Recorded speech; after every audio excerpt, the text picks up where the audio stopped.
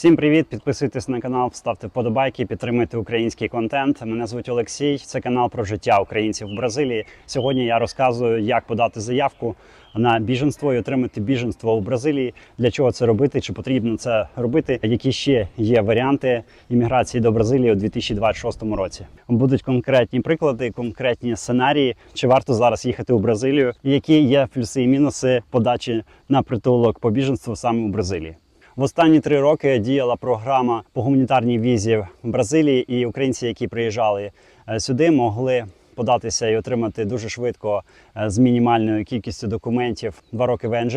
Після цього вони могли подаватися на постійне місце проживання на 4 роки. І якщо прожити 4 роки по ПМЖ, то можна було подаватися на натуралізацію. Таким чином, будь-який українець, хто приїжджав у Бразилію, теоретично міг отримати бразильське громадянство за 7 років. Після цього в кінці 2025 року Бразилія відмінила всі гуманітарні програми для різних країн і об'єднала їх в одну програму. Але, на жаль, поки що невідомо, які саме країни будуть мати змогу прийняти участь у цій гуманітарній програмі. І поки що ми чекаємо на новини від бразильського уряду. Багато хто не може вже чекати, і їм потрібно виїжджати з України через обстріли, через те, що немає тепла, світла і так далі. На жаль, всі знають про цю ситуацію. І також в Європі, в Америці багато кому закручують гайки, і люди вже не можуть залишатися на тих місцях, куди вони приїхали, на жаль, через цю жахливу війну. Що стосується програми біженства, вона, можливо, не є такою легкою і очевидною,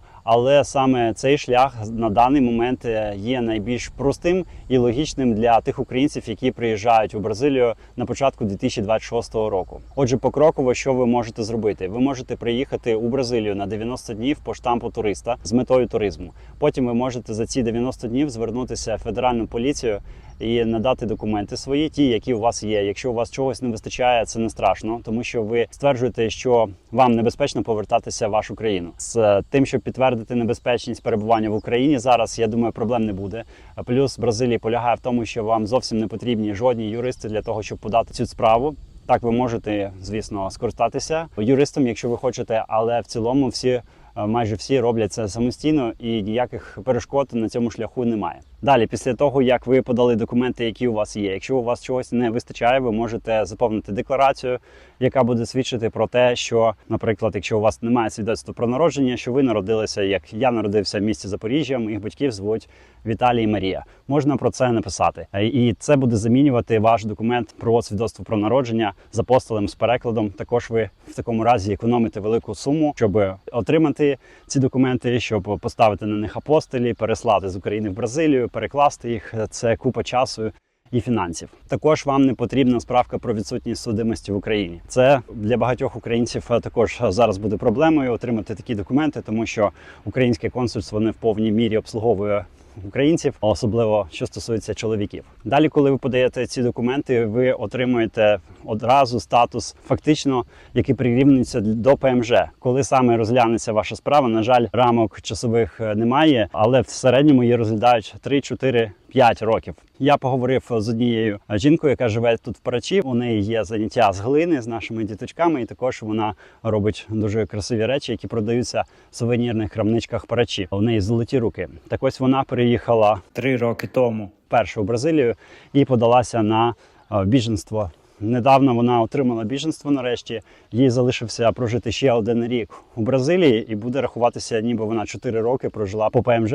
І після цього вона зможе подаватися на бразильське громадянство. Таким чином, бразильське громадянство вона зможе отримати не за 7 років, як по гуманітарній візі в українці могли отримати, а за 5 років. Це, звичайно, приблизно. Але мінус полягає в невизначеності. Весь цей час, поки ви чекаєте на розгляд вашої справи, ви фактично точно не можете стверджувати, чи ви будете залишатися в Бразилії, чи ні. Звісно, для тих людей, які планують, наприклад, народжувати дітей або виходити заміж, одружуватися найближчим часом, особливо якщо ви плануєте шукати свою половинку у Бразилії, то при одруженні з бразильцем або з бразильянкою, або при народженні дитини у Бразилії, ви зможете поміняти свій статус з прохача біженства на воз'єднання з бразильцем. І таким чином ви набагато швидше отримаєте своє громадянство, тому що при цьому статусі вам необхідно прожити по ПМЖ у Бразилії лише 1 рік, і ви можете вже подаватися на набуття бразильського громадянства. Зараз я задам пару питань Юлії,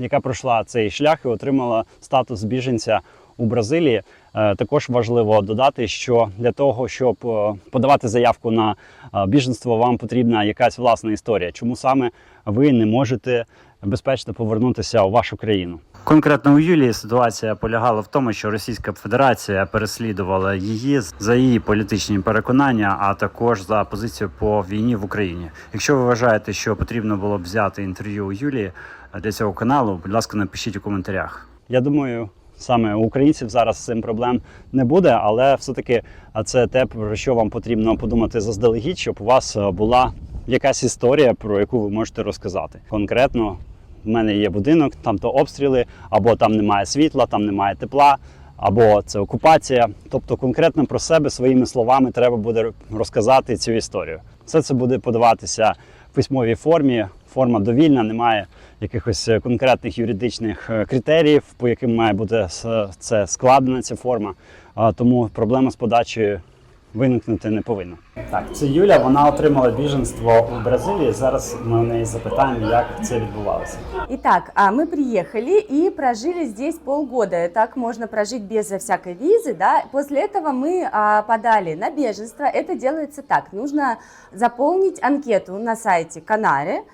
Можно с помощью переводчика онлайн, так мы и делали. И потом приехать в отделение полиции. Для того, чтобы подать, не нужны какие-то особые документы. Вы привозите просто то, что у вас есть. Если вы приехали с одним только паспортом, значит с ним. Но все, что подтверждает опасность вашего возвращения в страну, все можете брать с собой, да, любые какие-то справки, фотографии и так далее, все приносите. Дальше начинается самый долгий этап, это ожидание интервью. У нас это заняло чуть меньше 3 лет, где-то 2 года с небольшим, просто до момента интервью. За это время нужно раз в год приезжать в эту же полицию, подтверждать, что вы все еще как бы ожидаете беженства и как бы обновлять свой протокол. Далее они вам скажут, пришло время вашего интервью. Интервью проведут онлайн. Вы поговорите, там вас расспросят, да, как бы вы уже лично расскажете свою историю. После этого опять нужно будет ждать. После интервью мы ждали еще почти год. То есть в сумме у нас занял процесс 3 года примерно. И после этого одобрили беженство. Еще такие, значит, важные моменты. Как только вы подали на беженство, вам дадут такой протокол, да, такую бумажечку, что вы соискатель. И с ним вы уже можете жить сколько угодно, работать, учиться, все что угодно, как бы, в принципе, можете делать, ну, кроме там, как голосовать и что-то такое, да, то есть обычную жизнь свою можете жить. Никаких пособий беженцам нету, никаких там, я не знаю, жилья не предоставляют, но предоставляют полную вот эту свободу действий. Такой процесс. Дякую. Отже, також інші плюси Бразилії, якщо коротко, це доступність цієї країни, відносно доступні ціни на їжу і житло. Наприклад, ми знімаємо 2-поверховий будинок за $500. І це в новому районі, в закритому і дуже безпечному маленькому курортному містечку у Бразилії. Також безкоштовна медицина, дуже дешева стоматологія або навіть безкоштовна. Хороший теплий клімат, круглий рік, можна купатися в океані. Безліч пляжів найкращого рівня знаходяться саме у Бразилії. Безмежний простір для подорожей. Хто любить подорожувати, Бразилія має і гори, і більш прохолодні місця на кордоні з Аргентиною та Парагваєм, і спекотні місця, які знаходяться на екваторі. І відносно легка натуралізація. Процес натуралізації тут займає від 2 до 7 років, в залежності від того, по якій ви програмі приїхали. І головне, що ви зможете по ходу діла поміняти програму, якщо це є актуальним для вас. Отже, українці, які приїжджають до Бразилії на початку 2026 року, мають 2 опції. Або почекати, поки проясниться ситуація з гуманітарною програмою, або подаватися на біженство. І почнеться вже відлік вашого часу, легального проживання у Бразилії по постійному місці проживання. Особливо це підходить, наприклад, для молодих пар або молодих неодружених людей, які або планують наступні 2-3 роки народити дитину, і тоді вони зможуть переключитися на цю програму і отримати швидшу натуралізацію по воз'єднанню з бразильцем. Або ті, хто планує знайти собі половинку у Бразилії і одружитися тут, і також отримати натуралізацію через чоловіка або жінку у Бразилії. Якщо у вас залишаються будь-які запитання, будь ласка, пишіть у коментарях. Також ви можете замовити консультацію або подякувати мені за реквізитами під цим відео. Дякую всім за підтримку. На все добре.